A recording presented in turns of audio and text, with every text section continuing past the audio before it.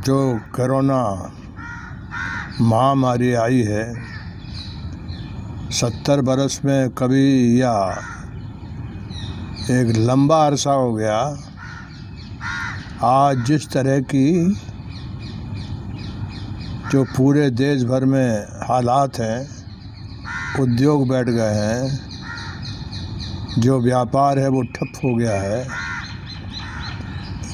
बेकारी बेरोजगारी इंतहा बढ़ गई है। और सबसे बड़ी बात तो जो है कि जो उत्पादन करने वाला जो इंजन है, प्रवासी मजदूर जो है वो जिस तबाही के दौर से गुजर रहा है, हृदय विदारक हालात हैं।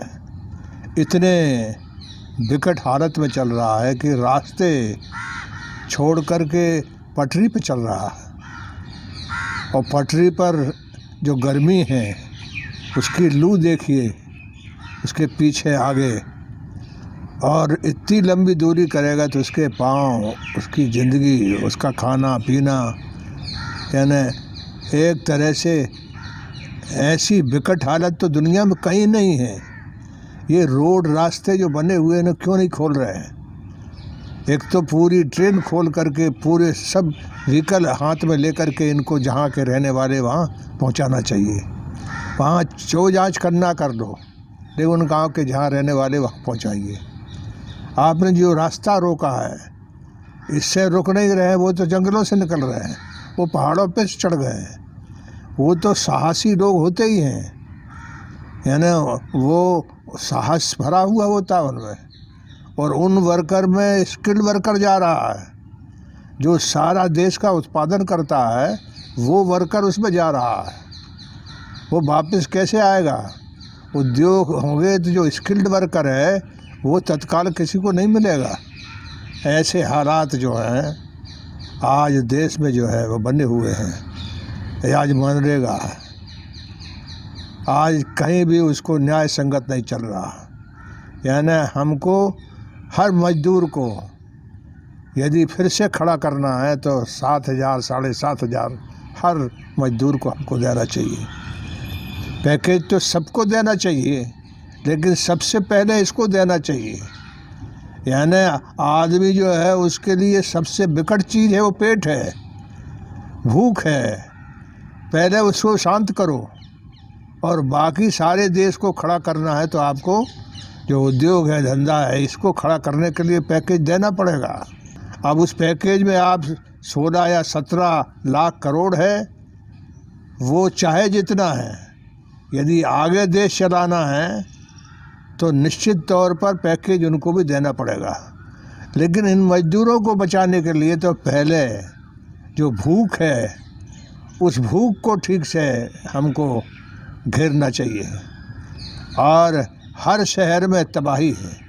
सरकार की सीमा एक होती है और लोग भी लग रहे हैं, लेकिन उसकी इतनी बड़ी तादाद है, और खाना जो है सुबह शाम उसको देना है। लाखों आदमी को खाना शहर में आप खिलाएंगे, कठिन चीज़ है। इसलिए सीधी बात है कि हर तरह की ट्रेन बस खोल करके उसको घर जाने देना चाहिए। और जो पैदल चल रहा है उसे सड़क से चलने दो, उसकी जो भी जांच करना रास्ते में कर लो, लेकिन उसे ट्रेन की पटरी पे खड़ा मत होने दो। ये बहुत इतिहास में कलंक होगा। ये जो रेल की पटरी पे चल रहा है वो आपको पता नहीं कितनी तरह की बीमारी, वो पटरी पर गिट्टियाँ हैं, किस तरह से चल रहा है।